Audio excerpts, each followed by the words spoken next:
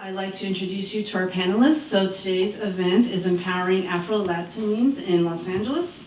This focuses on the organizations, the community advocacy for the community overall. So our first panelist is Cynthia Nigel. And so Cynthia was born and raised in Callao, Peru, to a Peruvian father and Japanese mother, and is very much immersed in the Criollo music and traditional Peruvian tunes she listened to while growing up. Started dancing at age of 6 and never stopped since. With over 25 years of a dance career, she has been representing Peru locally and internationally.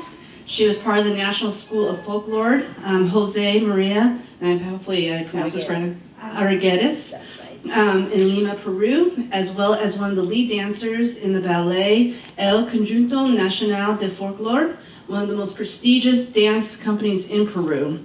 In 2012, she became a body worker and health educator at the National Holistic Institute in California.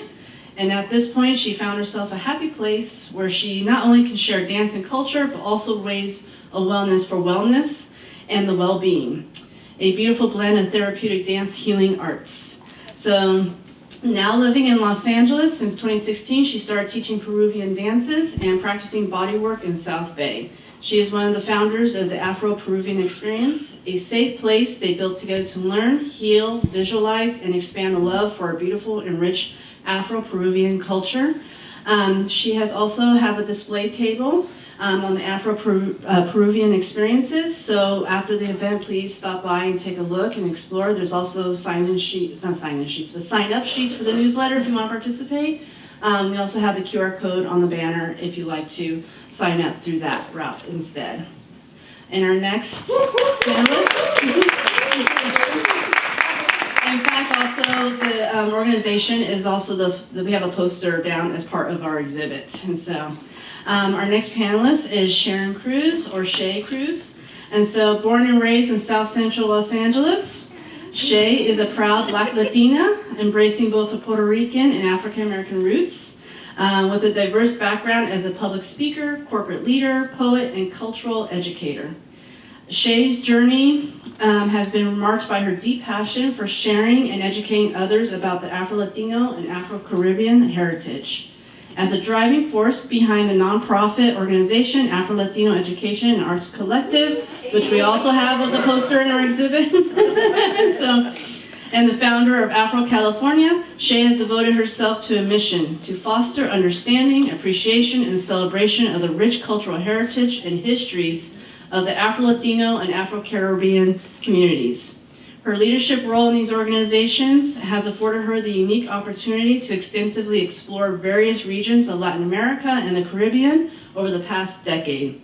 Through her travels, Shay has immersed herself in the wonderfully diverse and resilient cultures, gaining deep insights into the histories of the Black populations in these areas.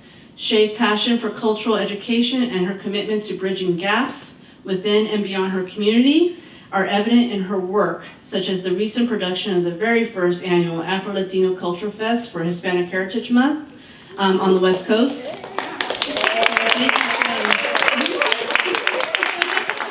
And we have the poster as part of our exhibit, so if you ever haven't seen the exhibit yet, please go down there and view it. It's amazing. Our third panelist is Shantae Kekalane Carabello, so hopefully I pronounced that correctly. I'll take it. Shantae is an assistant professor at CSU Dominguez Hills in the Department of Theater, Speech, and Dance, where she teaches all 3 disciplines. She is currently serving as the chair of the Kennedy Center American College Theater Festival in Region 8, where she previously served as vice chair of representation, equity, and diversity. She has been a professional public speaker for over 15 years. She is a multiple national award-winning speech and debate competitor and coach with over 20 years of competition and a history of national successes as a competitor and as a coach. You're fabulous.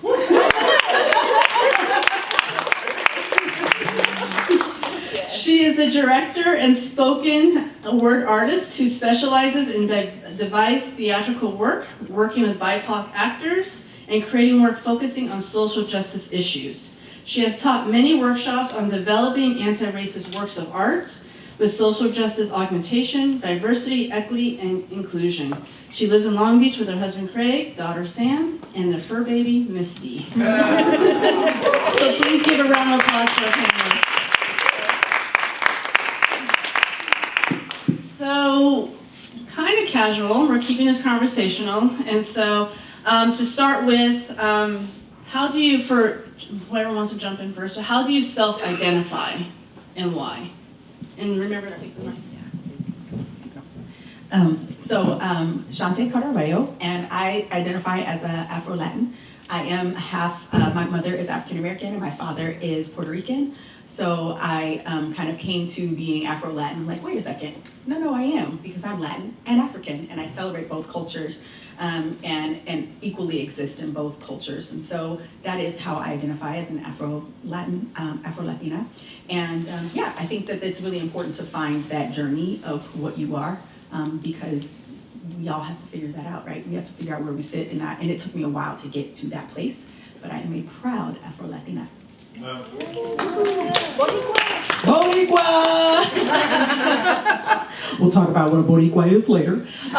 So myself, I identify as Black. I'm a Black woman. I'm also a Black Latina. I'm also an Afro-Latina. I'm also African-American and Puerto Rican. So I fit in many spaces, so I don't define myself in one space. For me, Afro-Latino is more of a term that describes people of predominantly African descent in Latin American countries, culture, etc.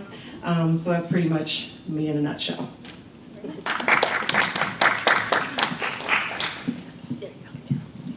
Hello, my name is Cynthia Nagel, and well, I do look like I have some Afro on me.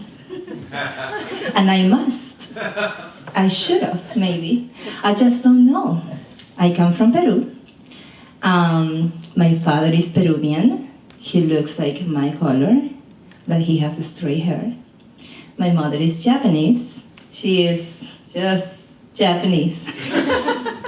So I do believe, because of the way I feel when I hear those drums, I do feel I belong somewhere in there, okay? So I identify myself as a multicultural girl that comes from Peru. I can speak different languages, I love to travel, so I identify myself as a Latina that just has from everywhere. Love it. So I love you mentioned the journey, and so I know for myself it's been a journey. Some of my colleagues here have been with me on that journey, and so I identify as sometimes I identify myself as Black. I've also identified myself as Afro-Mexican, and that in itself has been a journey. And so, with that in mind, how has this journey of yours, especially not just self-identifying, but how has it contributed into leading you in the pathway to get involved in the work that you're doing right now? Look at that. Like just organizing, the advocacy. So for me, the journey was really interesting. I'm a Cali Rican, as we were discussing, because I'm from California. It is a thing. It is a thing. And so being from here, it was a really interesting journey. I didn't make it to the island to visit my family in Puerto Rico until I was an adult. I was I was like probably about 30, 31. And I had no idea, because here in the United States, we think all Puerto Ricans look like J-Lo. Right. It's true. And so no one ever looks at me here in this country and sees me as a Latina. They, even though I would be like, no, I am. They're like, really? Oh, what's your last name? Is that Italian? No, it's Puerto Rican. And so I kind of fought that for years. But going to the island, it was really, it felt like just coming home, because it was. I stepped onto the island and got off the plane, and everyone looked like me. And it was a wonderful, wonderful experience to see that. Because this, the Puerto Rican people is this beautiful combination of the Taino Indian and the African and the Spaniard, and we just look beautiful in all these wonderful shades. And most of us don't look like J-Lo. And and it's really nice to have that journey, to finally find a place to say, no, I do identify like this. This is what people look like. They're like me. And that brought me to the work that I do, because the campus that I teach at is, as a professor, is 67% Latinx. And so I'm there with students who are from multiple different places in Latin America and helping them speak out against, speak for themselves, speak out against injustice, and creating artistic work with that. That means that I have to find myself as a Black person, as a Latina, and where that sits amongst all of these students who are also trying to figure out what their identity is. And it's really wonderful to have those conversations about the diaspora of Africans in Latin America, and even for them figuring out, some of them going, well, I never talked about it, but you're like, oh, really? We addressed the colorism, we addressed all of the issues that exist within Latin culture, and how that reflects in the art that we create, how we choose to present ourselves in our art, and what we create that way, which has been a really lovely, lovely place to sit with young artists as they are developing who they are and their own identity, and to create art with that, right? So we're creating solo works, devised work, creating things that share that, and that has just been really great to see how that evolves in art. Am I continuing?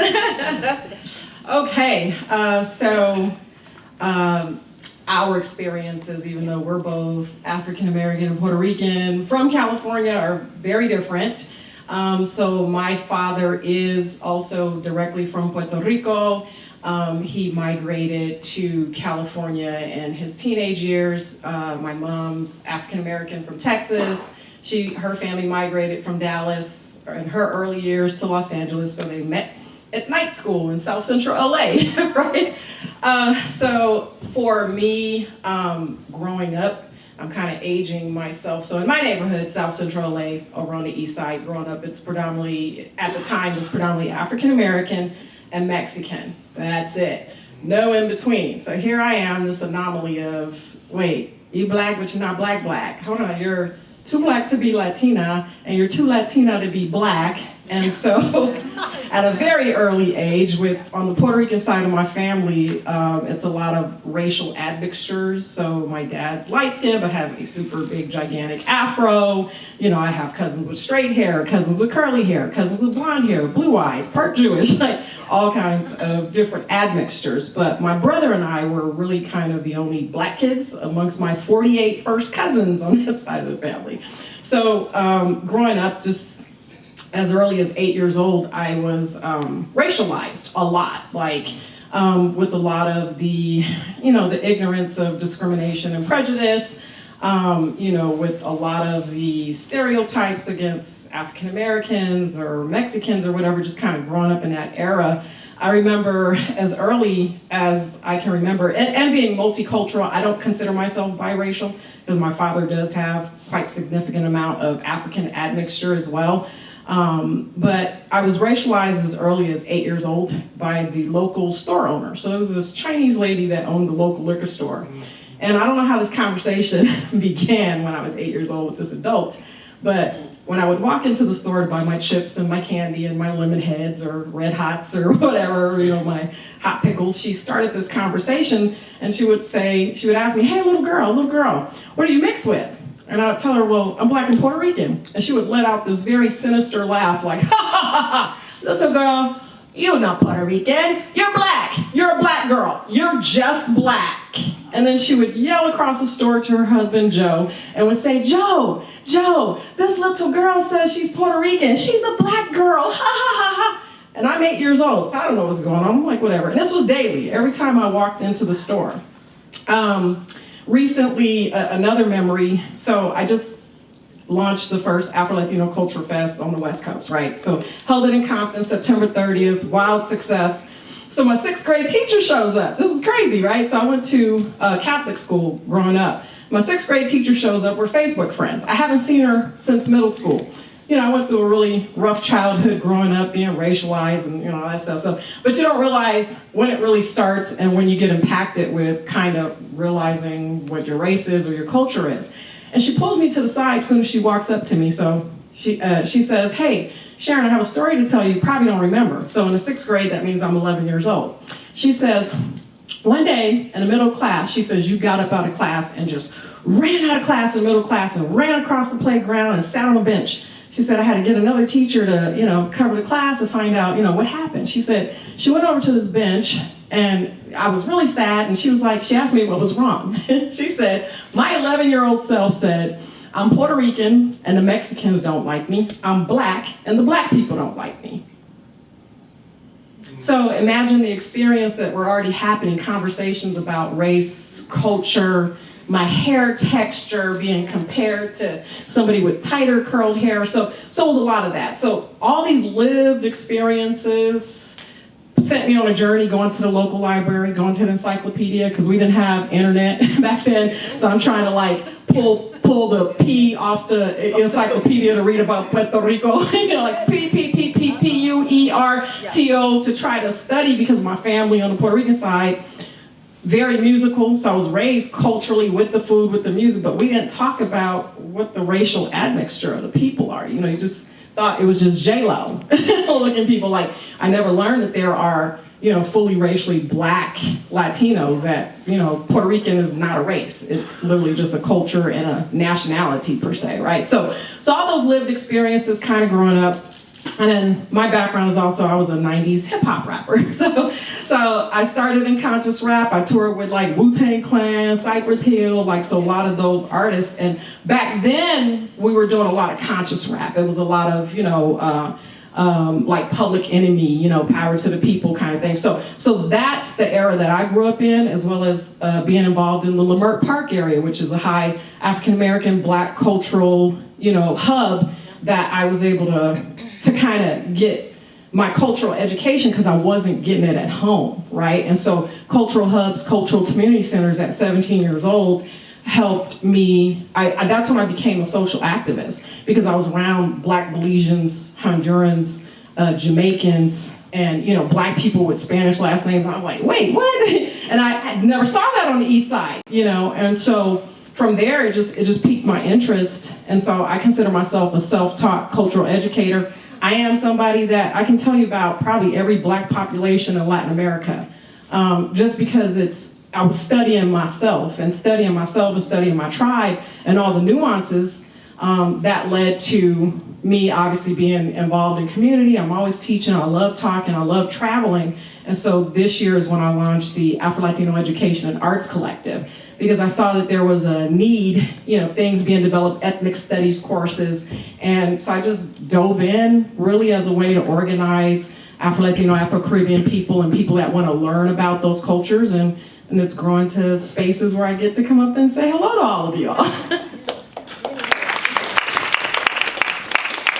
I want to just comment, Shay, I wish those kind of spaces, and maybe they were, but when I was younger, internet wasn't full-fledged like it is now, with social media especially, but when I was younger, didn't know if any spaces were around, because I grew up in Pasadena, and the neighborhood's predominantly white, and so this Afro-Mexican kid, and so, and in LA where it's spread out, you just where is the community around here? And so my first exposure was New York City.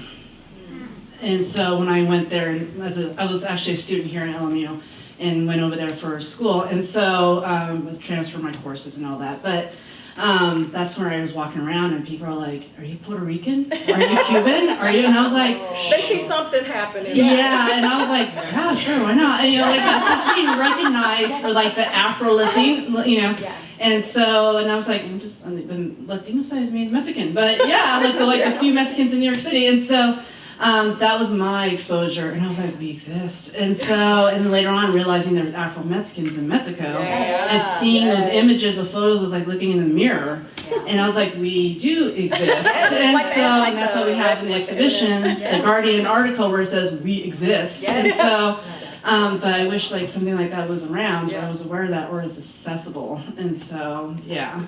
So, Cynthia, you're sorry. Well, for me it was way different. Way. I am understanding now a lot of things, because in Peru, we are all Peruvians. We don't ask each other, where are you from? You look, right? No, we don't. You're Peruvian, you're Peruvian, you're Peruvian, you and me. So we don't really ask,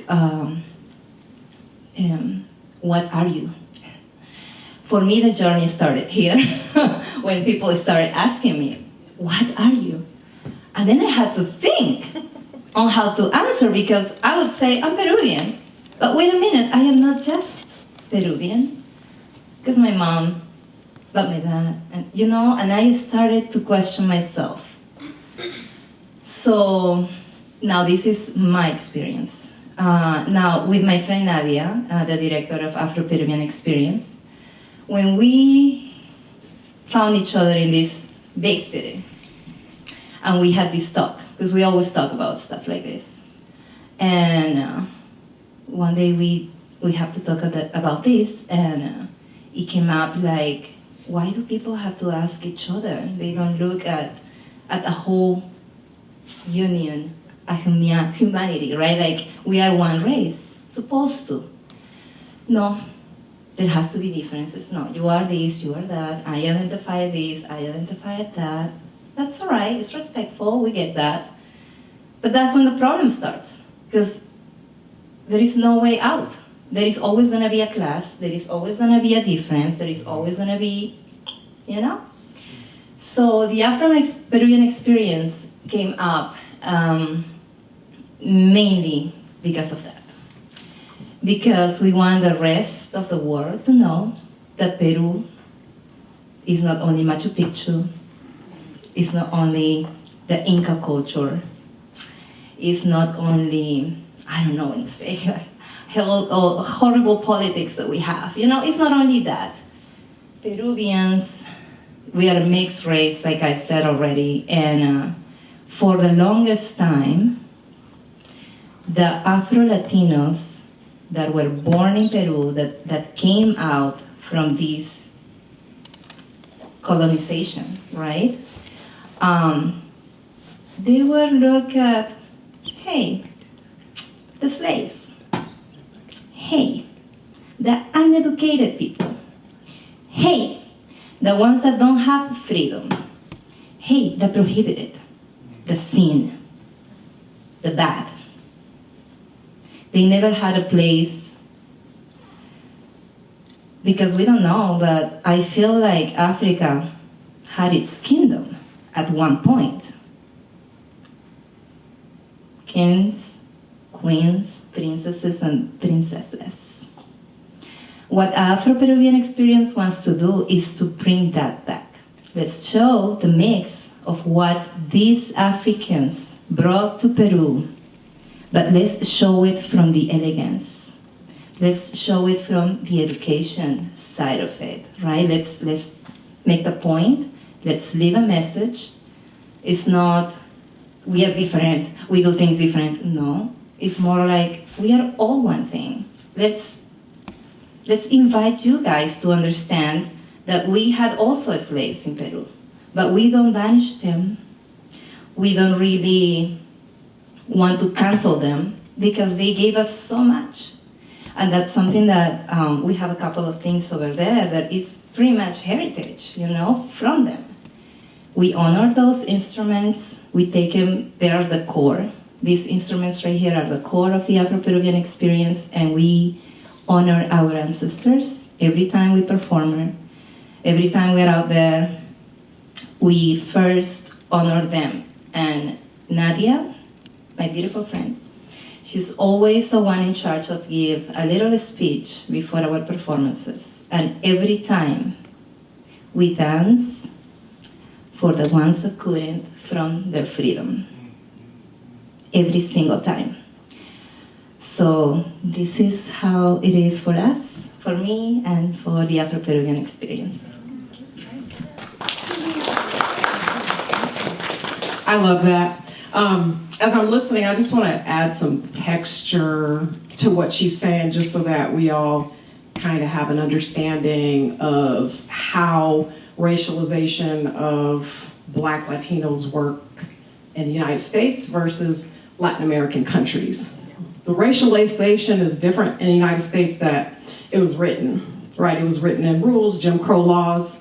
So oftentimes there's kind of a narrative that happens in Latin America oftentimes, because they'll compare the oppression of the Black and indigenous people to what they do in the United States. And so sometimes Latin American folks will be like, we don't have racism in Latin America. It's just in the US. But any Latin American country you go to, you see the predominantly poor areas, either the predominantly Black people or the predominantly indigenous people.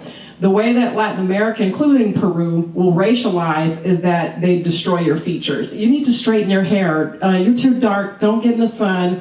You know what? You probably should marry somebody white. You don't want any Black babies. They call it mejorar la raza. That literally was a term to improve the race, to, you know, marry more white or mestizo folks. So I just kind of want to make sure I add that texture that it's you know, anywhere that had colonization oppresses the formerly enslaved folks, the indigenous and the African descendants all over the Americas. So I just wanted to make sure I add that. No, thank you. Thank you to both of you for bringing up the slavery context of colonization, and then, you know, the basically the caste system that Spain had brought over. That was part of the colonization that still has its impact to the day. Yeah, exactly. And that's why in the exhibit downstairs, that was the first thing Daphne, Jennifer, and I wanted to focus on was slavery. And so, because it was like 200-300 years ago in Central South and the Caribbean, but also you look into modern day contemporary times today. I apologize, I'm getting over a cold, so my voice. And so contemporary times today, especially here in Los Angeles, and you still see the effects of it, right? In last year's city council with their racist remarks, and so referring to those who are indigenous, you know, Black, Afro-Latinos especially, you know, and so it's very apparent. And in Mexico, I mean, they just acknowledged their Afro-Mexicans just in their census in 2015, in 2020 census. And they've been there since like the 1700s. Yeah. And so the 1500s, actually. no, that's very true. And then also the colorism. And so we have the second president of Mexico. We have his portrait, the copy of the portrait, in the exhibition. But there's also, we included a video in the lip guide to show to make a point of colorism of him, because there's his original portrait. He's more darker. But in subsequent images you'll see online, you can find it all over the place, he's a lot whiter. And so he's a lot more darker. And so it's there. It was intentional. It was intentional, very much intentional. And in the personal, my family side, my mother's Mexican American, and her mother's side, my grandmother, they always acknowledge that we're from Spain. And technically we did do ancestry, and we're like, yeah, like 200 years ago. And so, but Your slavers are from Spain. Yeah, Not your but actual grandparents that y'all was married and stuff. But you came to Mexico, you hooked up, you did your thing, and so, you know, and you got Mexican blood in you. And so, but they were so like, no, we're Spanish. They're like, yeah, you're Mexican now. And so, but it's amazing when you do your ancestry and all these myths come up, and so, and things like that, and you know, it's the acknowledgement. But it was just like they were so, you know, my grandfather's side, my mother's father was from Mexico, but the Luceros, that's my mother's side, and so because the mirrors were a little more darker and a little more indigenous looking and so forth, so there was all of this context going on there. And yet, we do the history, the ancestry, both sides from Mexico, and they're all indigenous. And they're like, wait, but you're like, okay. And, but it's still there and still apparent in the celebration of like, look at this child that one of our cousins is blue-eyed, you know, has blonde hair, or, you know, that celebration of it. But like, oh my God, there's that one baby that actually was Black, but nothing. And so it's still there. It still has an impact. And so, yeah, so thank you for bringing that up for the both of you. So it's very important context. And so, with that being said, I also want to add another component to this, language. And so how much it could be a gatekeeper, how much it can also, you know, connect the communities. Also a reflection like, the Latinine culture is not a monolith, and so Spanish being spoken in Puerto Rico versus in Mexico versus like Peru and all this stuff. It's a variation, but also for those who are Afro-Latino who don't speak Spanish. You know, so I want to speak to those experiences. Yeah. So let me unpack that a little bit. So the term Afro-Latino. So that is a person of predominantly African descent from Latin American country, right? So Hispanic versus Latino. Anybody ever wondered what that is? So Hispanic is the cultures that speak Spanish that are in the Americas. Latino also includes Spanish speakers, but it also includes French speakers and Portuguese speakers. So people from Brazil are Latino. People from Haiti are also considered Latino. So it's kind of, it's a blend of it. Oh, it's which country conquered you? Which country dragged your ancestors, to the Americas? That's really what it boils down to. Language-wise, I think it's important to also say Latin America is probably, some say 20 years behind, I say 40 years behind in their understanding of Black identity and even indigenous identity. So you see a lot of Black social movements and empowerment movements happening in spaces like in Puerto Rico, Colombia, Panama, where there's this surgence of a lot of Black pride, including in Brazil and including within the indigenous cultures. So with that, there becomes this fight. There becomes this qualifier that I receive all the time, is that my Latino identity is removed from me because I look more like a Black phenotype, African, physical phenotype. So I've been asked things like, since my last name is Cruz, so if someone who's a non-Black Mexican here in LA sees my last name, it's like, your husband is Spanish? And I'll respond like, yeah, because I'm married to my father. And they'll just kind of like scratch their head a bit. And then I have to qualify and explain why my last name is a Spanish-speaking last name. So then my next qualifier to get categorized by another Latino, non-Black Latino is do you speak Spanish? So if I don't speak Spanish, then I'm not really that Latina. Then I'm considered Bocha or whatever other, names that you get called. So I do speak Spanish. I am fluent in Spanish. I start picking it up, I say, for survival. When I was like 11 and 12, because I had a wicked stepmother who's like Puerto Rican, and she was like blah, blah, blah, blah in Spanish. So I literally learned Spanish because of that. I'm like a little tape recorder. I would remember things she would say, and I'd go ask some of my Mexican friends, like, what does this and this and this mean? And they're like, who said that to you? My stepmom. Go back and tell her this. So I start learning that way, right? So oftentimes I can be in a space in LA that's predominantly non-Black Latino, and I'll hear conversations about me, like, who's this Black girl? Who's this Black woman? And I'll turn around and say, I do understand what you're saying in Spanish. And it's like, oh, that's not what I said. I wasn't really saying that, right? And some of them will be darker than me. Some of those folks will be darker than me. Language, Spanish language, to answer your question, Puerto Rican Spanish versus Mexican Spanish, Colombian Spanish. There is a thing. It is a thing. Some people will say there's not. There is a thing. So, how many of y'all here understand accents out of Louisiana? I don't. But they speak in English, right? Okay. Some of y'all. So a Texas twang, somebody from Tennessee, somebody from Boston, car.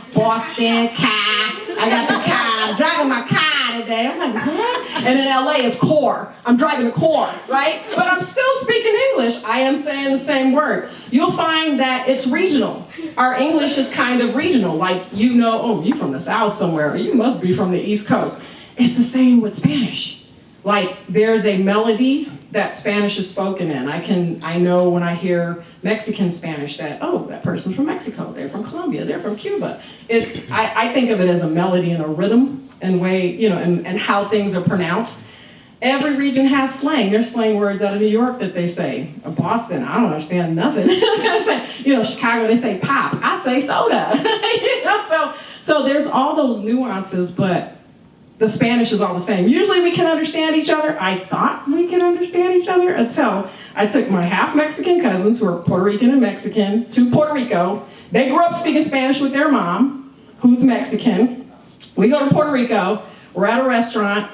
Waiter comes over. He's asking us in Spanish what we want. I fully understand it. And my two cousins are like, what did he say? And I'm like, what you mean what did he say? Like, you grew up speaking Spanish, you read it, write it, what do you mean? I don't understand Puerto Rican Spanish. He's talking too fast. And I'm like, are you serious? certain regions, kind of just like I'll go to Louisiana, New Orleans, I'll be like, hey, shawty, I love y'all, come on. I'm like, what did you just say? Right? So just adding some texture to that, but there's so many nuances within the Latin American country that you will get disqualified as being Latino if you don't speak proper Spanish, which is nonsensical to me because it's still a colonizer's language. It's still not the original language. So especially in Puerto Rico where we're taught English in the schools, once US occupied Puerto Rico, they speak English. Mostly everybody in Puerto Rico speaks English except maybe way up in the countryside. But if you don't speak Spanish, you'll also get kind of removed from that. Well, you're not really Puerto Rican, you're a Yankee. You're a Yankee. You're a Yankee. So there's all these nuances where we fight over, the colonizer's language, and it's nonsensical, but just adding some texture about how the language works there. Maybe you have either one of y'all want to take it? I broke it down. I'll share just as a person who, because I did not grow up. I joke that I'm a half Southerner because I'm an Army brat. So my mom was born and raised here in Compton, but she was in the Army and got stationed in Jackson, Mississippi. So I spent a good portion of my childhood moving back and forth between here and there. So I get the Southern reference and all that. Yes, I'm a half Southerner. But what's interesting is my mother and father divorced when I was 5.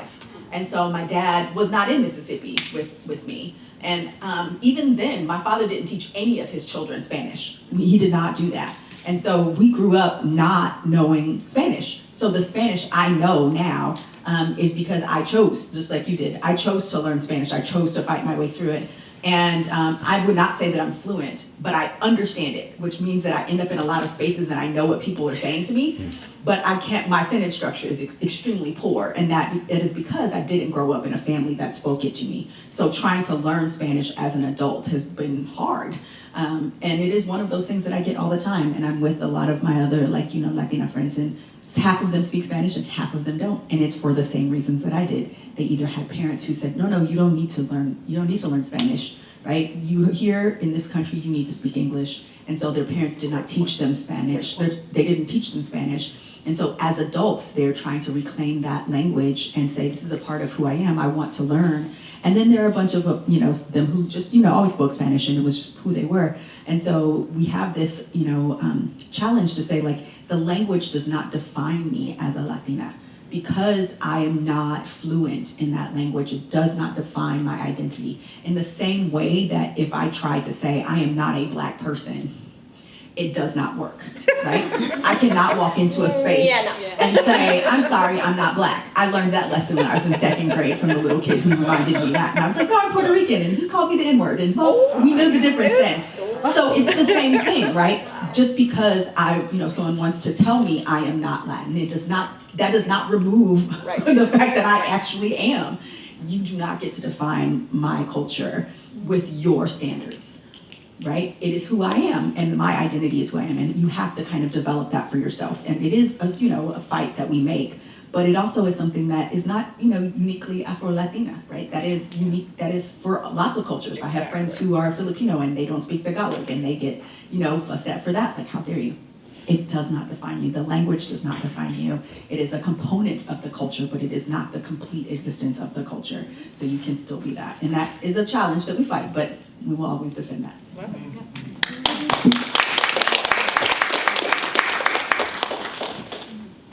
Well, Language for me is a very fun topic. I love languages. Over my time in this world, I learned, my first one is Spanish, right?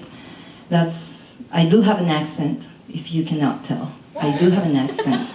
And it's because my Spanish is so strong. But during this time, I learned Portuguese, I learned Japanese, I moved here, my English got a little better. Now I have kids. What do I teach my kids? It's a hard decision, right? Like you just mentioned. Oh, you don't need to learn Spanish. They're growing in the US. But for me, that's unacceptable. yeah, absolutely. Because I am the only one here in this country from my family. I have no one, just my husband's family, and that's me. So what do my kids have? They have me. I am the only one speaking Spanish to them when actually my husband learned Spanish. So we both teach our kids Spanish. Now, thanks to this country, I love it. The LA school district has a dual immersion program. And you know what? Where I live, the schools where I live, they don't have it. So I have to drive, doesn't matter. I have to drive 20 minutes to 30 minutes every morning and every afternoon, but it doesn't matter. My kids read and write in Spanish, and in English too. But now at this point, to me, it's more important that they learn their Spanish young, because I know I end up learning English. I don't think it's gonna be too hard for them if they skip a couple of years of English, let's say, right? Just kidding, I'm not gonna do that. But if, let's say I move to Peru, which is my plan. I wanna go and spend a year in Peru so my kids get their Spanish right. I can also spend time with my family, soak into the culture one more time, come back, renewed, powerful, with new stuff, with more stuff, my kids' Spanish way better, and they can go back to their English program. I feel like this is a time when we are young, the brains are super fresh. It's so easy to learn. It's so easy. So I feel like for me, that's it. Language is very important, and since my kids are gonna be carrying on the Latinidad from my side, I feel it's very important that they understand, they keep in touch with my family, they can talk, they can have fully conversations with my grandma, who she will never understand English, you know? So to me, it's perfect, it's awesome. And I really value education, I really value the Spanish, I really value the English, I value all the languages because that's how we human beings can communicate and understand each other. So hopefully, you all can learn some Spanish today. And well, that's it for me. No, thank you to the three of you, and I bring that up because I feel like language, although it is discussed, but I feel like it gets overlooked at the same time. And so, I appreciate all three of you, but also the fact that you bring in was like the generational component of it. So, and Shantae, you also kind of pointed that out. And so, my mother and her siblings spoke Spanish when they were growing up, but when they got into the schools, especially high school, where it was predominantly white, total culture shock, you couldn't speak Spanish, you gotta learn English, and there was no program available at the time. This is like the 50s and 60s. And so there's no program available, you're on your own, you gotta learn it. And so in the time they lost it. They lost the language. So with the kids and everything following that, the grandkids, we can't speak it. And so, but we do, even my mother gets judged for it. And so like, you're Mexican, but you can't speak Spanish. But she can understand it. So like, you know, she's in the crowd and she can understand it, but she cannot speak it fluently. Some of it to some degree a little bit, but not fluently. But I just wanted to bring that up about the language components. Like, I think that's a huge thing. And so, with that being said, the generational and everything, you brought up the dual immersion program with the schools, you know, for the kids. In the work for all three of you that you do, how are you championing social justice, education, and empowerment of the AfroLatinidad here in Los Angeles? And I want to bring up the dual immersion program as an example, given the environment we live in now with extreme far-right extremism that's happening, especially with the public schools, book bans, and so forth, and how they're trying to tear these kind of programs down. How is your work involved in the social justice aspect of this? I would like to say that I think all my work is social justice rooted. It's kind of hard. I have a hard time turning off the idea that I should use my voice for good. I am the speech coordinator on our campus, which means I'm over all of the speech curriculum for our campus. And so I recently got a grant, it was a couple years ago, so it's been 2 years in the making, of actually specifically crafting our curriculum for students of color. Because so much of that curriculum is rooted in, colonialism. This is the standard. The standard is white, cisgender, heterosexual, male, identity. And that is not what the majority of our students look like. And who's to say that that is the way we all need to speak or be? And so that's been a really wonderful experience to be able to create just academic work, standard things, a public speaking class that is designed for students of color, specifically Latinx and African American students, because that is our primary students on our campus. And that has been wonderful to even share that with my colleagues across the country and say, look, why is it that we are making our students sound like something they will never ever have to be? Why can we not create that and start that early, like now, letting them know your voice is perfect. There's nothing wrong with the way you speak, the way you talk. You are going to sound just like this when you give speeches in front of people. You should sound like you. We're going to let you start crafting that now instead of teaching you, this is the standard, shame on you for not measuring up to that. That's not the standard. The standard is you. However you speak. And I always like to use Cardi B as an example because I think she's a really unique speaker in the sense that Cardi B does not sound like, she does not sound like any public speakers I know. She's very unique, but she's extremely intelligent.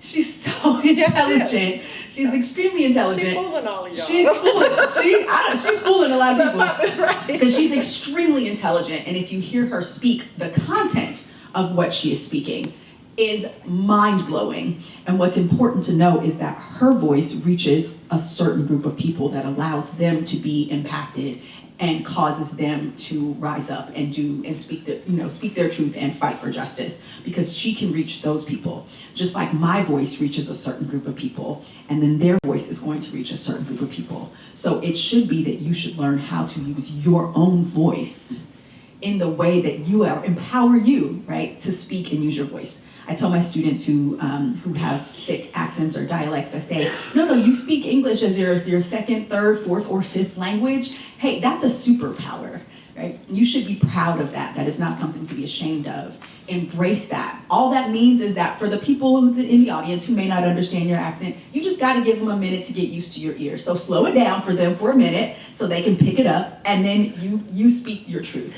And that has been the crux of what I'm doing, is working through academia to create these spaces where students get to exist in this world. The last grant I got last year was to create our Black Theater program on our campus, and had to fight with my department because they felt like it was unfair to create a Black theater company for a demographic of students that is not primarily Black. And I went to my department chair and I said, I don't think you understand what Blackness means, right? And what the diaspora of being Black in the world means. We are not excluding our Latinx brothers and sisters because Blackness incorporates that. And we are all a part of that. So even in the work I develop, we are telling Black stories of all of the people in the diaspora of what it means to be African and where those people live. So that includes AfroLatinas, that includes our Latinx folk, that includes everybody. And I was able to get that grant because they went, oh, okay, we see that. And even doing the last show I did was specifically about a Black Lives Matter protest, and we created it with students of all ethnicities, and everybody having the opportunity to share their voice about what Black Lives Matter means to them as a person who is looking at Blackness and what that means in this country. And it really is about being able to use your own voice. And that's really what my work is centered in, is what is your voice? What is your story? What are you telling? What does that reflect? And how can I teach young people to learn to do that? And that your voice is perfect and you are going to reach somebody. So use it in whatever form that is. If it's a speech, if it's a performance, if it's theater, if it's dance, we do all of those things in my world to create that, to empower students to learn how to use their voices.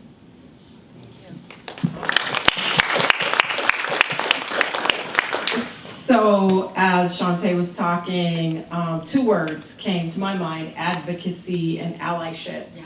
You don't have to be black to be involved in a black social justice movement. You don't have to be Latino to be involved in a Latino social, on and on and on. If something's pulling your spirit naturally and you know something's nagging at you to get involved in a positive movement, you see an injustice happening with anything that you're pulled and drawn to, do it. Don't be scared, even if it's completely opposite to what your friends and your family are doing, as long as it's something that's positive, because I believe that we have a social contract in this world with each other as neighbors, as fellow students, as coworkers, as friends, as family, and I think, you know, that's the most important. A funny thing, just tapping on language. So my Puerto Rican grandma, rest in peace, Amparo Rivera, could never say my name. I'm Charo. My name's Sharon, but my grandma called me Charo. And I'm like, Grandma Sharon, Charo? No, just call me Shay. So that's how I got Shay, because a lot of my non-English speaking family members could never say. I got called Charo, Churri, Churro a couple of times. Everything else but Sharon, and your name is close. So speaking of social justice, so the way that my organization, the true story behind how it launched, it started with a call to action Facebook group that I have. You can find it. It's Afro California, which is the Afro-Latin and Afro-Caribbean community of California. That really came about during the 2020 protests of the murder of George Floyd.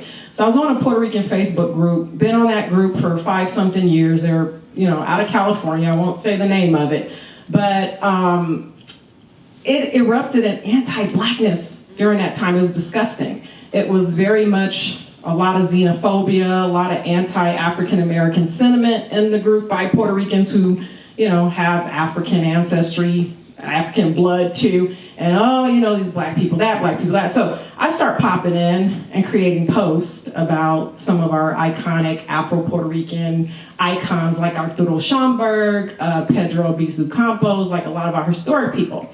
And then I would, you know, shout out the identity of Afro-Puerto Rican. Where are my Afro-Puerto Ricans at? And I'll get just hate emojis, hate emojis, hate emojis. I even got a message that said, drop dead N-word, that I was acting like Farrakhan, like why am I trying to claim that, you know, we're Puerto Rican, we know we have African, why are you trying to make yourself special by calling yourself Afro-American? So there's like a hateful resistance to black identity in Latin America. There's a hateful resistance. Identifying as black is really a social movement. It's a political identity. For me, identifying as black, it's literally a political identity. So there's a resistance to that. So as these hateful messages start happening, some of the things that we kind of talked about is colonialism, and you shared some of the Afro-Mexican part of your family kind of wanting to be Spanish. The true word for that is that there, you know, was instilled during slavery is that a desire for proximity to whiteness. So you'll see that even within African American community, because we have colorism. If you're lighter, it's more preferred, supposedly, but same thing in the Latin American communities, in the Southeast, you know, Asian communities, the lighter the skin. So there's this, colonialism did a number where there's a standard of beauty, you know, that is set on media.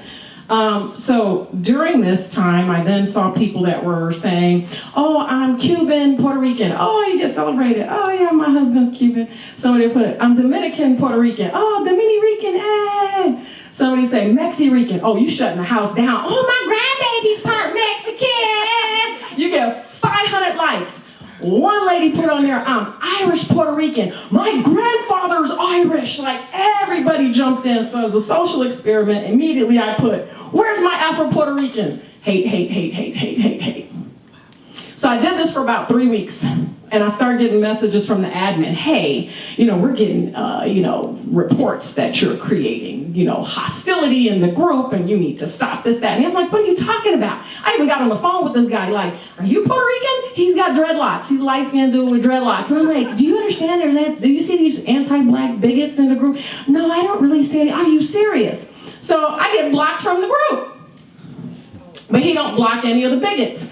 I even screenshot him the person that said drop dead in whore, basically.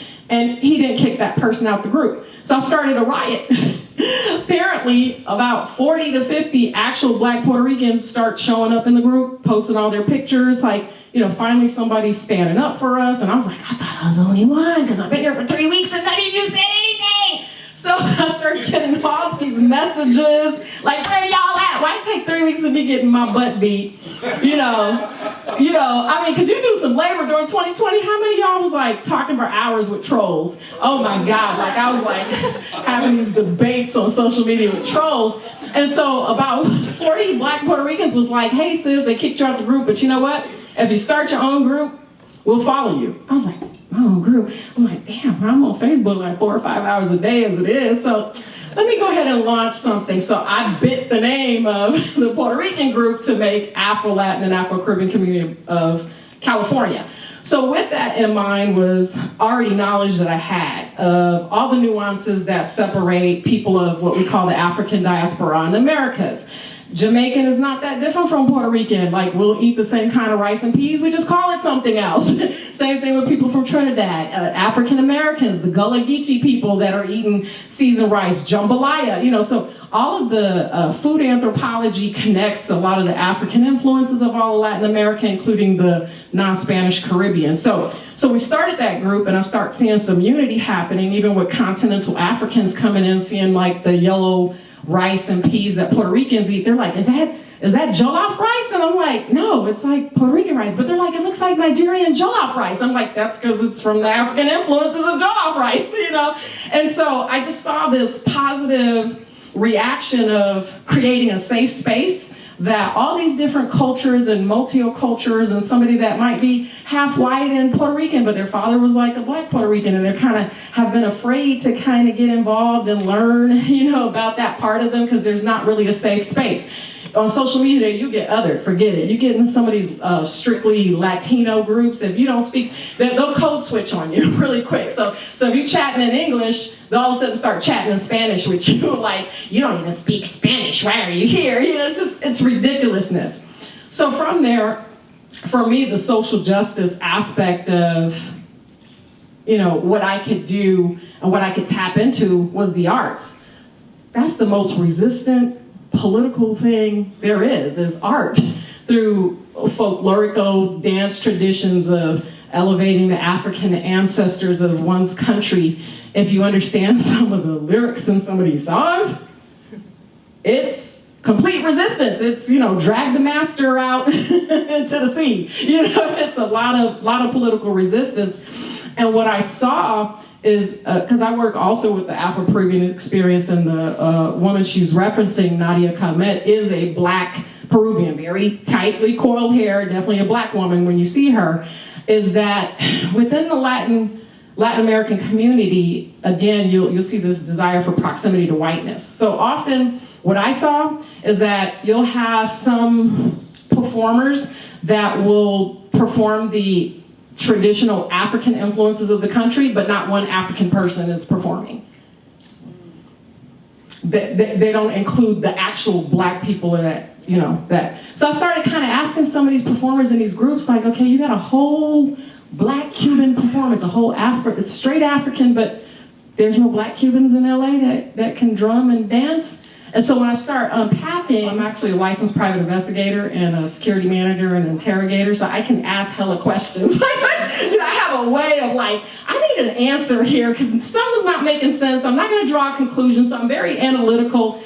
And what I learned is that, in California in particular, is that a lot of our Latino groups that are carrying on African traditions, they're scared to make the group too black, because they won't get hired by the bigger Latin groups or the salsa clubs, or, they won't get hired. So I'm challenging, from a social justice perspective, that status quo. So for me, that's why I'm an arts collective, right? So everybody's welcome, we bring everybody, but my purpose is really to be intentional with bringing in as many unambiguously black Latinos as I can. Because what you'll also see is that they'll bring the light-skinned girls in, and they won't bring the unambiguously dark-skinned black person in. Like, I'll get the seat before the darker-skinned black person will get the seat. So I'm intentional with, even I'm gonna be in an ally position like, nope, they need to put you right there. And so I've even got resistance even in just the work that I'm doing, the questions that I ask artists, because they're scared of what I'm saying, because they know it's right. So I've even had some artists when I'm like, look, I need some more black people in that group. Can you got one more black drummer or something? Like, at least one more. Like, come on. Come on. If 6 of y'all, can at least be 2 black people in there, please? You know, and I shouldn't have to ask that. That shouldn't even, that should just be an automatic, right? So I've had artists that have come back and say, you know, you might not want to say that because you might scare people. You know, scare people how? By like saying I want to include more black people is scary. What's scary is the fact that I still in 2023 gotta ask for more inclusion. That should be what scares you. So that's part of the social justice that I'm working on, is to make sure that I'm intentional in every kind of way, just to try to make sure that Black Latinos are included in this, and that everyone's included, but that we see more representation of a actual black person that's speaking Spanish too, so that we can break up some of them stereotypes or the shock and awe. I'm sure she goes through that. If she says a Spanish word here in LA, it's like, you speak Spanish? Like there's this shock. And I go to New York, I never get asked that question. I've never got asked once in New York. If I'm mixed with something, it's an automatic. Miami, same thing. Even in Puerto Rico. Puerto Rico's like, oh, you're Puerto Rican, but there's a, you know, within Mexican and Central American culture, the black population is smaller, so, and they're very segregated, right? They're just in one region of Mexico. They're in a pocket that, you know, way off in a rural area, you know, poor, can't come out of that area. So they're not really seen and elevated a lot. So that's my mission. That's my way that I try to create a social justice impact. And I'm an ally for everyone. Like I'll jump in. If I see it's not a fair fight happening, I'm jumping in. I don't care what it is. Like, what's happening? I ain't even asking questions. What? You said what? What's up? You know, so I'm the squeaky wheel, even at work. Like I'm the squeaky wheel. Like, I'm sorry, but can I ask you? You know, so I'm that person. So always have that friend, or learn to be that friend.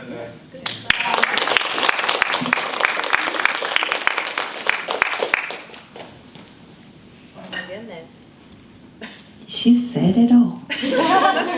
What can I say? We work with her. We really do. Thanks to Afro California, actually, because it's such a nice big movement that allow us, not just as Peruvians, but as a diaspora, right? And share with everybody in Latin America that shares some of the African roots. It's amazing. I mean, that's why I love this country. Because I don't only share with Peruvians. Like if I was in Peru, I'm close in a cage with Peruvians. Straight up, they all say are Peruvians, right? So once you come out and you get to see that, hey, there is other countries that also have their blends, right? Their African roots, and they have their own cultural pieces of art or music and dance. Since I come from that current, that's what I look for.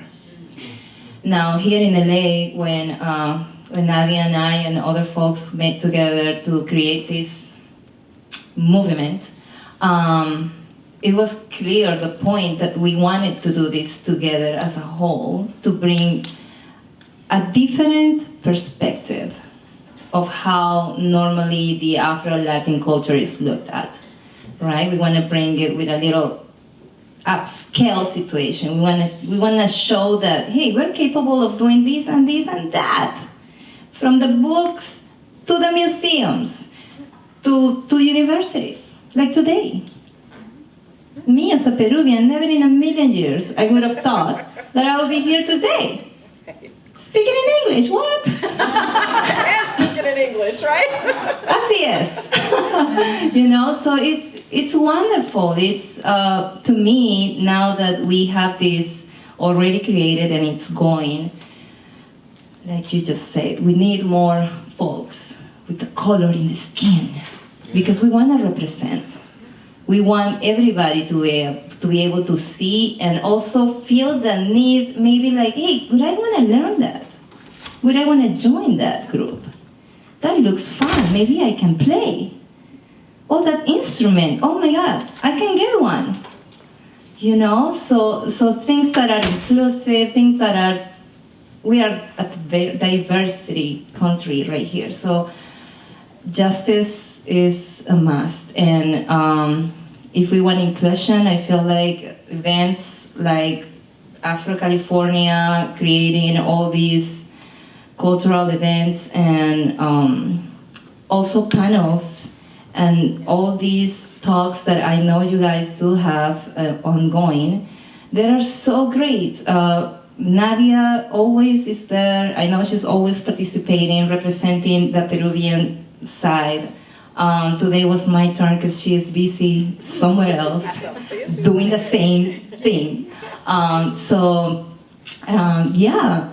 Thank you again for Afro California and of course the university and everybody for having us.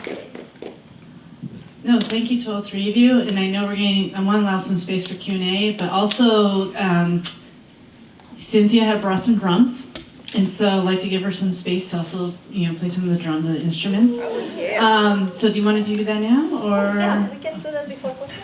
Yeah, we'll do that before questions, and then we'll go from there. And so thank you.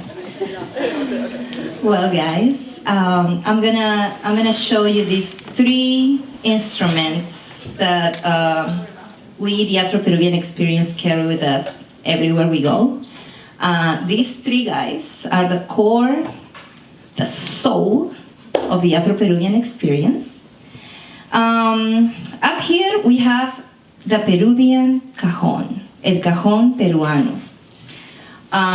Maybe some of you seen this instrument before, like in flamenco, possibly. And yes, that's correct. There is many bands and different groups that use this instrument. But I'm gonna tell you what. This instrument, the original one from Peru, has no strings and no rattles.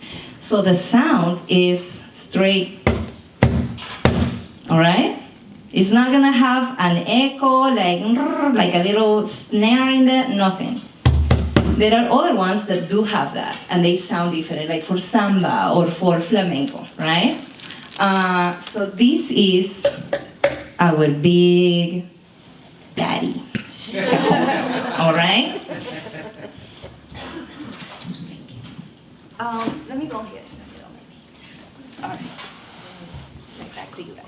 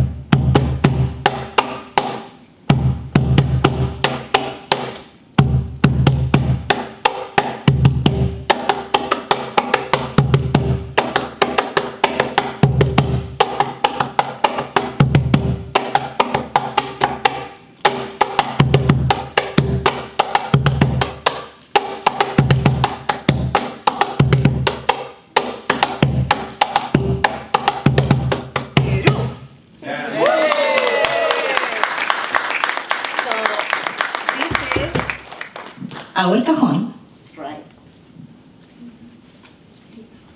Now we have the baby girl.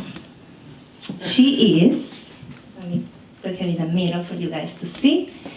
She is a little Peruvian cajita, little box, right? So now the history of this, there is a little history behind, and maybe you know it, you heard it before. Who goes to Mass here? Anybody in the Catholic Church? Great. So through history, I'm gonna show you. Part of history of our Catholic Church, and probably not only Catholic, right? I think every church probably has something like this. There is a part during the Mass where we go and collect donations. I'm gonna pass right now. I'll share with you guys. So you see, we pass and we collect. What I'm thinking is some bored kid was like, It's no collections today. what are my collections at, right? So this is what probably happened. I don't know, I'm just picturing it. So I'm going to show you how this cajita sounds now. We have a stick.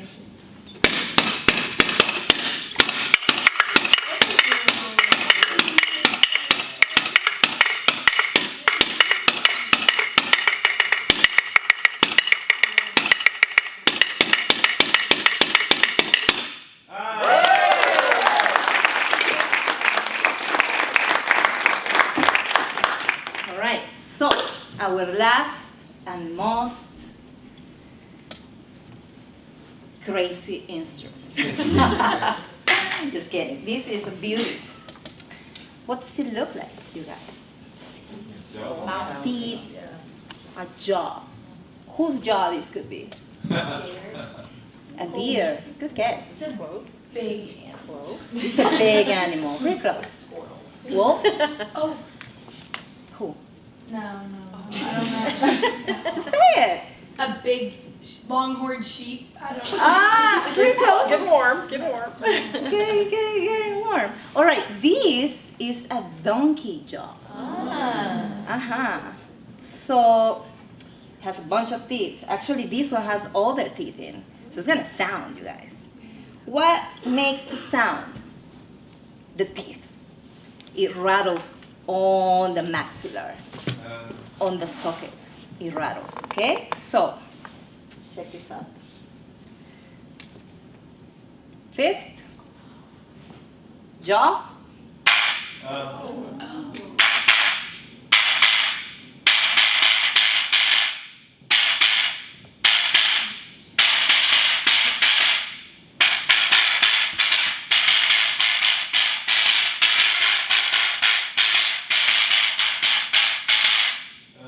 So this is it. Alright?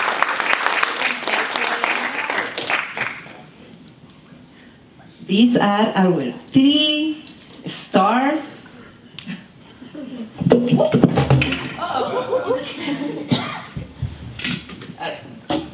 These are our 3 stars. Like I said, we bring them to every show with us. We honor them. We show them around.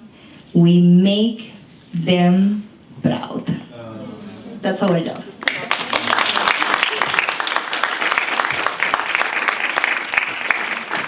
Thank you, Cynthia. You're very welcome.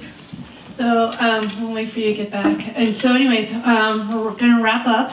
And so is there Q&A time? Any questions or comments that you have for our panelists? Yeah.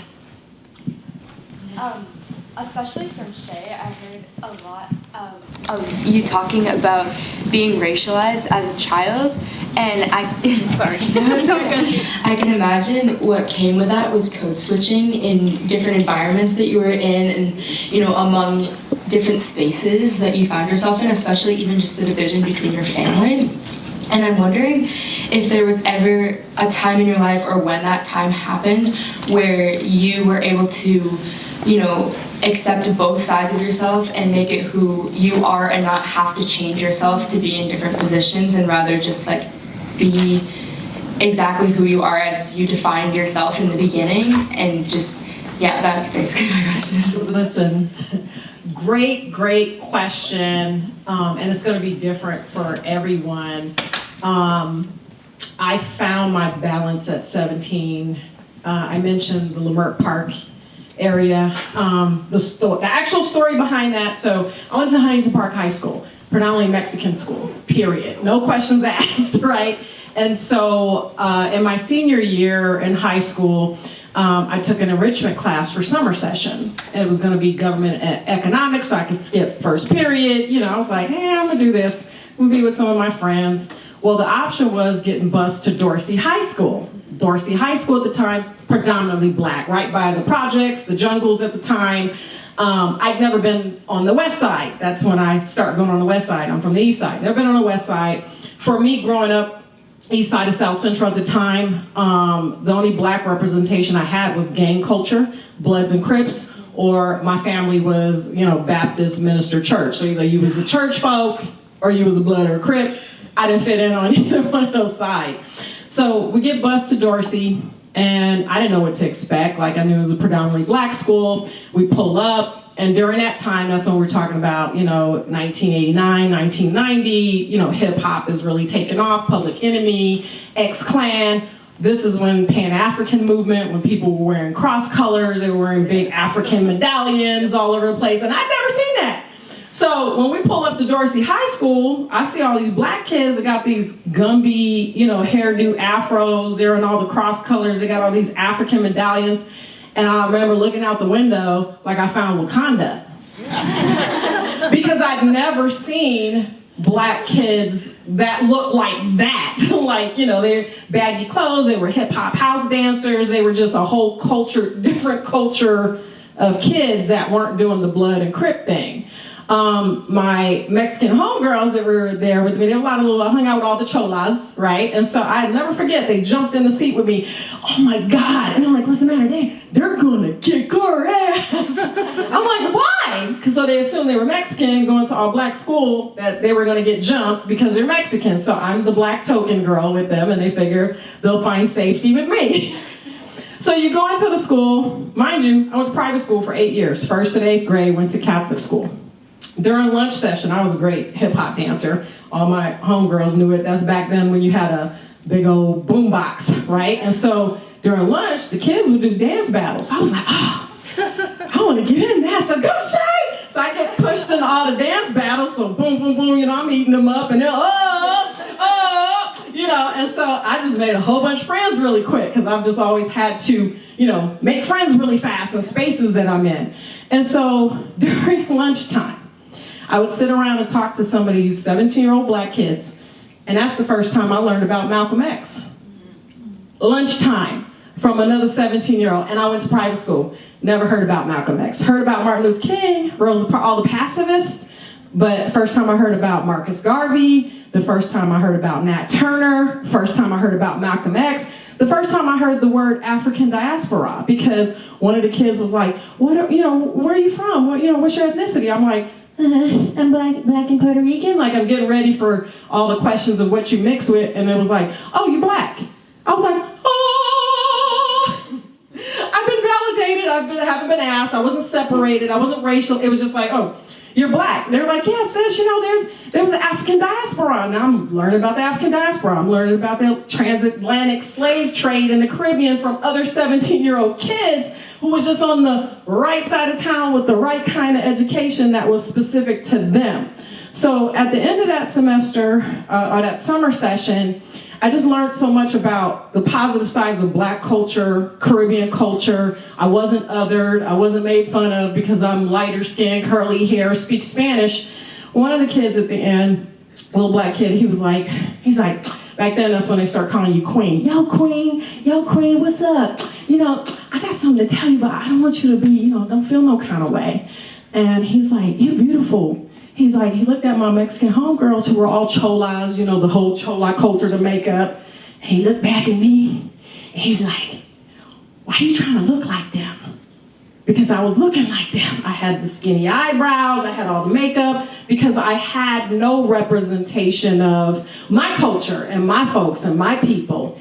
And just that weekend, I went to the hair supply store, went and got the dye out of my hair, took the makeup off, and just found my natural self. And that summer gave me the permission to have a balance, to not feel like I had to pick one side or the other. And that's when I started getting in the libraries, and I would have arguments with my dad. Like straight up, like, not today. We're not doing black jokes today. And he just would look at me like, who is this new girl standing up for herself? And so I just became that advocate in my family from then on. Like, some of my Jewish cousins would get teased. I have half Japanese cousins, half Chinese cousins. We get in our spaces, they're getting teased. So that's where I became that squeaky wheel. So hopefully that answered the question. Just an experience that I was exposed to allowed me to connect my two halves into a whole. Yeah, thank you.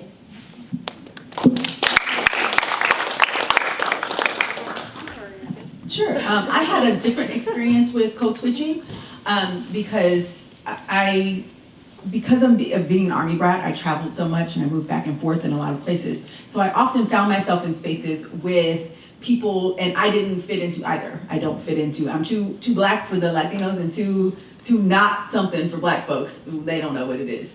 And so my code switching was actually for my family, because black folks we cruel. We make fun of people, it's just what we do. And in fact, it's almost like if you don't make fun of people, they don't like you. That's how my husband knew my family accepted him, was they started cracking jokes on him. He's like, oh, okay, I'm in, it's cool. But it's hurtful when you're a kid because you don't realize that, especially when you're the kid who doesn't sound like everyone else in your family or look like everyone else in your family, and you don't know why you don't fit in. And so my code switching became that I would be outside of the home and I get to be myself. And then I would code switch to come home so that I wouldn't be made fun of or criticized in the home around my family. And so what happened is I learned that none of that has to be the sign of blackness. Like, it doesn't have to be that. And so I get to a place where I'm okay with being who I am in front of my family and just existing. That because one is educated and one speaks a certain way, it does not mean that I am more intelligent than you or different or anything like that. You can be just as intelligent as me and not sound like me. It has nothing to do with that. This is just the way that I am. And I don't feel the need to code switch the other way to please anybody, right? Just like I don't feel the need to try to impress people. You know, if my sentence structure in Spanish is terrible, the only time I am forced to speak Spanish is when I go to Spanish-speaking countries, which I do regularly. So then I have to speak Spanish, and then they're like, oh, that's great, your Spanish isn't bad. And I'm like, well, you know, it's okay. But I don't feel that pressure to do that because I don't have to code switch to do that. It takes some time to get there, though. Now, can I? Yes, you find me in a room when I go back to Mississippi when I'm with my friends. Do I sound different? Absolutely. And it's not on purpose. It's just because I'm so in that environment, and I'm just, you know, your brain switches. But they also know that this is me, that this is who I am. And most of my friends there are like me as well. They're well-educated African Americans. They grew up with families mostly in the Caribbean area from the African diaspora. So they have similar experiences. And so I think it just really depends on what your experience is with code switching and how it fits. I think a lot of people from this culture would say they code switch in the public to be something different than who they are. I had to code switch the other way because I felt that I would not be accepted in my family if I didn't. And so just a different experience. I eventually was. It's fine, mostly because I stopped caring. That part. Yeah, when you stop caring, it doesn't matter, and then they just accept you. Yeah. So we go on to, another question? Unless you want to answer. I'm going to answer that, or she can answer. No, go ahead. If you don't want from the audience. Well, for me, was different, right? I did have a lot more of spaces to fit in because of my mixture, right? I don't want to cancel this though. Within my family, I am the darkest one. So my sister, who is lighter skinned, from the day she could speak, she noticed the difference and she could tell me, you are not my sister. She would be like, you're adopted. Of course it's a joke, you know, I got it, I knew it was a joke, but it goes that far. So if my sister can tell me that, like, how can I expect other people, right? Like, what can I expect from other people or classmates or, you know, school? So I learned at a very young age that I was different, that I was multiracial, and that I was gonna be called everything. Black, Asian, Indian. Yeah, so in Peru we say China for Asians. Chinos, straight up. You're Japanese? No, you're a Chino. Okay, even if you are Indonesian, no, you're a Chino, all right? Then negro, negra, and cholo, or chola. For us in Peru, the word cholo is not the same as California cholos. For us is the Andean people from the Andes. So all these authentic Peruvians, of course, you know, that live in the Andes of Peru, they are called cholos, cholas. It's a very racist word they have for original Peruvians, which is so. But yeah, that was for me, that was my experience. So maybe a little more abrupt. Then I moved and I was living in Japan where I clearly seen racism. I had to say where I was from everywhere because there is no other way. If you're not Japanese, then you have to be from somewhere else, yes. Right? That's one of the countries where I learned to care less because I was different already. So if people want to look at me and take pictures of me because I look weird or different, go ahead. I already surpassed that. So now here with the Afro-Peruvian experience, the message is direct, right? I am part of the group. I might not be the perfect prospect, right? I don't have maybe the hair, but I can put it up, you know? I might not have the super dark skin, but I have the moves. I feel the music. Something that maybe another person with dark skin cannot, right? So as long as we deliver the message, the Afro-Peruvian is happy. We welcome everybody. We have people right now from Nicaragua. We have El Salvador, Cuba. We are all trying to do our best. Of course, we would love more Black representation there. We are looking for that. So, but for now, it's all like that. Thank you for your question. Yeah, thank you. How do you define justice? Like, what does justice mean to you? Sorry to put you on the spot with the definition.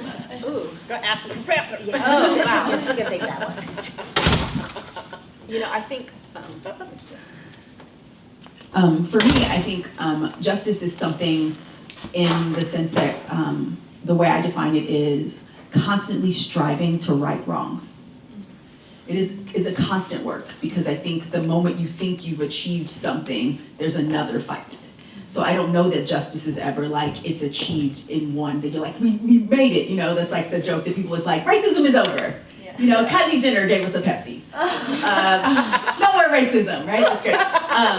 And it's not true, right? I don't know that, for me, justice is a constant, challenge to right wrongs. Across the board. And so that's where, where we look at it from my students and our perspective is, what is the wrong that we see? What is the injustice, right? And how can we bring justice to it? How can we try to right whatever that wrong is and bring some justice to it? What can we do to bring justice? That's how I define it. That's I concur. Yeah, you said it very well.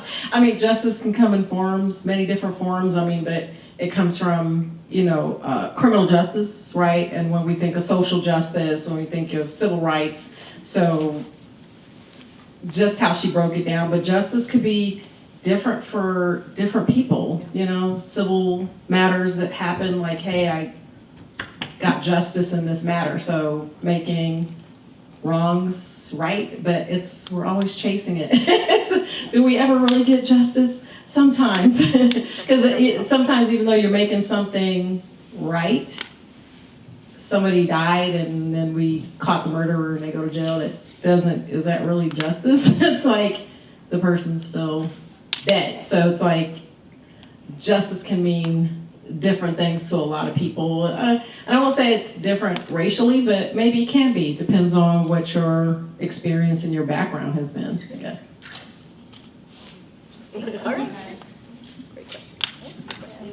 I know we're getting close to time. We're probably at time, but is there any other questions? I want to be respectful of everyone's time. Do you have a question? So a lot of us here are psychology majors. We've been getting analyzed the whole time. Psychoanalyzed. I feel like I'm on the sofa right now. So I was just wondering how dialogue around sort of mental health has looked for you guys in your own experiences within sort of a white nation, but also with your Afro-Latino experiences. Again, it's going to be different for everybody, but we're told to suck it up a lot. We're told to get over it a lot. We're gaslit all the time for everything, whether it's being a black woman, just being a black person, you know, my upbringing. I didn't necessarily grow up in a 2-family home, so there's all kind of ways that, you know, our mental health is affected. Oftentimes, black and indigenous people are in what I call, I guess they refer to it as medical deserts. There's no counseling services that we grew up with. Like my, you know, family had a lot of mental health issues, domestic violence issues, a lot of undiagnosed things that happen. And so the way that the system was purposely built is that rather than have a counseling center or clinic in our neighborhood, we had liquor stores. So that was where a lot of us got our mental health medicine. You know, crack getting introduced to the black and brown neighborhoods where, you know, you created a situation of self-medicating. Mental health is something, honestly, in the last 10 years, I can speak for just within the black community as a whole and in the Latin American community, that's just not really kind of getting talked about. You know, it's with young folks like yourself, really, that are like talking to your parents, your aunties and your uncles and your older siblings, and really kind of bringing mental health and taking away the stigma of, you know, those things. My father's 82, and, you know, I have these conversations with him like, you know, you caused trauma, right? And he's still gaslight, and I'm like, nah, you're very triggering. What you're saying right now is very triggering. And he'll gaslight me, and he runs around it, and, well, I learned that from other black people growing. No, Dad, you can't do that. Sorry. Again, I'm that investigator, and I interrogate people for, nah, you can't wiggle out of that. So great question. A lot of work still needs to be done. Hey, thank goodness for the internet, because a lot of us have to self-diagnose. Thank goodness for articles that are written even by students that'll get papers published and things, because a lot of times for myself, just even my own mental health, like I had to self-diagnose. I stayed in libraries and bookstores in the self-help section just to try to like understand where my mother's given a schizophrenic diagnosis. So what the hell does that mean? You know, so I'm having to like self-diagnose and understand it, because we don't have nobody to talk to. Like, we got to toughen up, you know. Sure, I can go to counseling, but then when I get home, I'm going to see my best friend shot on the corner by a gangbanger. So how much mental health services would help that when, you know, you're in a very poor environment that's filled with crime, over-policed, and it's just, you know, it's just a nonstop war zone. And, growing up in my neighborhood, again, is the 80s, when gangbang culture was straight up drive-by shootings, where I'm literally serious, like I've seen people shot in front of me at like 12 years old, like dead, stabbed. What you often saw was just kids are resilient, like we're seeing what's going on in Israel and Palestine, the way these, kids are still playing in the street, even though there's bombs going off. So I had experience. I dated this Marine one time, and he grew up on the islands, though. He was from Antigua and Barbuda, so his experience growing up was very different from mine, but he was also a combat vet. And so, we were hanging out, we were, sleeping over at this spot, and he was next to, it was in Jersey, and there was a bus stop right outside of the condo he was at. So early in the morning, the bus pulls up, and it, how it lets out the exhaust, right? He woke up like, and I was like, what's going on with you? And he's like, he was disoriented. And so I laughed out loud about it, and I was like, what's going on? And so we talked later in the day, he's like, well, you ain't ever got hit with IED, so apparently his convoy got blown up with a pipe bomb, and a couple of his Marines were killed next to him, and, so that sound kind of, in his sleep, triggered him. But I laughed because he's like, you've never seen anybody blown up and shot? I was like, actually, the first time I saw somebody get shot was like I was 12. It's like, this is an everyday occurrence in LA. So I'm saying that some of us that grew up in these gang-infested neighborhoods, we got PTSD equivalent to combat soldiers, like where I've seen the same thing, where I've had to take cover because I'm 16 and a party's getting shot up. Literally, you can hear the car, fun, pop, pop, pop, pop, pop, pop, pop, pop, for nothing. Just a kid, you know, partying with teenagers because you're in the wrong neighborhood. So mental health, yeah. We're constantly working on that and creating, you know, spaces, creating opportunities, you know, for, this is healing for me to even, to share my story, you know, to be able to have these questions. This is part of, again, the social contract of how we support and help each other, and I definitely appreciate all y'all's questions. So mental health is a work in progress in our community. Affordability too. Right, yes. I'll share just quickly how I deal with that. Mine is by helping, because I am an educator, right? So that is my primary place. So I'm looking at students who come from areas or backgrounds similar to mine, and I have to deal with something that people are really afraid of, right? Standing in front of an audience and giving speeches. Public speaking is one of the most nerve-wracking things. People are extremely afraid of that. So I have to combat not only that fear, but the things that make up that fear and the mental, you know, things that come with that. So I'm constantly empowering my students with things. So we break down the things like, why are you afraid to stand in front of this audience? They're not here to judge you. They're gonna listen to what you have to say, and nobody wants you to fail because you don't want a speaker to fail when you're watching them. Oh, really? Yes. So we're breaking down mental things like, okay, what if you dress this certain way? But they can't judge me by the way I dress. Actually, they can, but you should dress a certain way because you want them to think a certain thing, not them. You get to decide how you want them to perceive you. I do? Yes, you do. You are empowered. You should be proud of your accomplishments. Oh no, pride is a bad thing. Says who? Pride is not a bad thing. Pride is a good thing because you earned what you're up here. Nobody handed that to you. You're not being proud or snobby of something that you didn't earn. You worked very hard for the things that you have. So you can be proud and stand on those accomplishments and be okay with that. So it's about challenging the things that they've been taught or the things that are the shoulds. It's those big shoulds that we have in our community from our parents, from our families. Those shoulds are like, well, we should do this. And I challenge them every single day to students and say, why? Why is that the should? No, you should not do that. Push against that. Be who you are. Be your own person. You know, stand up against that. And that's literally what I do every single day for mental health in my students, is we're challenging those shoulds that they face every day and saying, no, it's not about the shoulds. It's about what I can do, what I am capable of accomplishing, and how I can be successful in spite of those shoulds, because they don't define me. Fighting the conditioning. Yeah. The negative. Great questions. Yes, excellent question, because that's what we do. This is my mental health escape. This is my therapy. This is me going back to Peru every Saturday, if I want.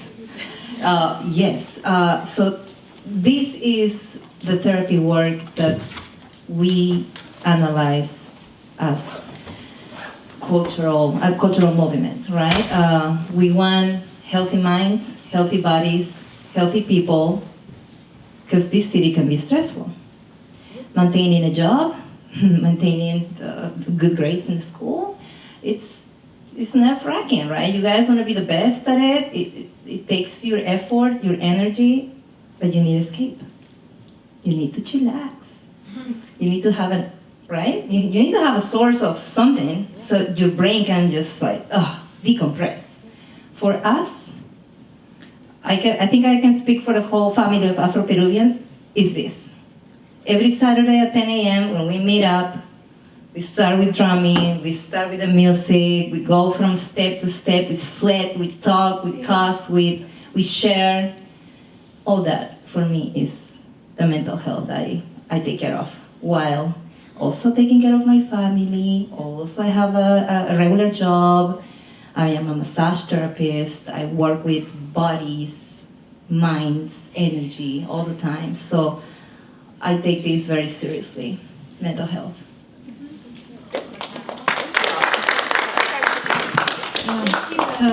Thank you very much.